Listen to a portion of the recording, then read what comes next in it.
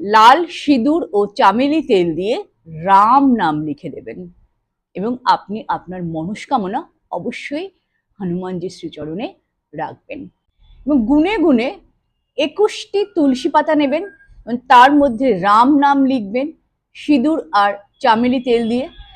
তারপর সেটি হনুমানজিকে পরিয়ে দেবেন। এছাড়া লাল ফুলের মালা অবশ্যই হনুমানজিকে পরাবেন এবং রাম দরবারকে অর্থাৎ ভগবান শ্রীরামজি এবং তার দরবারের উদ্দেশ্যে একটি সাদা মালা বা হলুদ মালা আপনারা নিবেদন করবেন।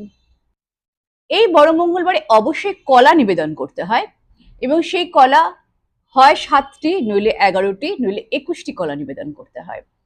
আপনাদের পক্ষে যেটা সম্ভব সেটাই আপনারা করবেন এবং তারপরে আপনারা অবশ্যই 7 বার হনুমান চালিসা পড়বেন।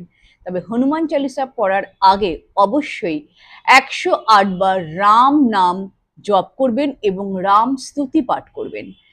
এই 7 বার হনুমান চালিসা পাঠ করার পর বজরং বাণ পাঠ করবেন এবং এই দিন এই 5টি বড় মঙ্গলবারে অবশ্যই সুন্দরকাণ্ড পাঠ করুন। সুন্দরকাণ্ড পাঠ করতে না পারেন তাহলে কোনো অসুবিধা নেই, অবশ্যই কোনো একজন পুরোহিত ডেকে নিয়ে এসে এই সুন্দরকাণ্ড পাঠ করান। এবং যদি আপনি কোনো রোগে, দীর্ঘস্থায়ী রোগে ভুগছেন বা আপনার পরিবারের কেউ ভুগছে বা আপনার মনে হচ্ছে যে আপনার শরীর অসুস্থ হচ্ছে, এই ধরনের কোনো রকম সম্ভাবনা থাকলে অবশ্যই এই দিন অর্থাৎ এই 5টি বড় মঙ্গলবার দিন হনুমান বাহুক পাঠ করুন এবং যদি মুখস্থ না থাকে তাহলে দেখে দেখে পাঠ করুন। আপনারা ভীষণ ভালো ফলাফল পাবেন। হনুমান চালিসা পাঠ শুরু করার আগে অবশ্যই হনুমানজির সামনে, সিংহাসনের সামনে একটি তামার ঘটের ওপরে আপনি বিশুদ্ধ জল অথবা গঙ্গা জল হোক বা আপনার বাড়িতে যে জল আপনারা গ্রহণ করেন বা পান করেন সেই জল রাখবেন।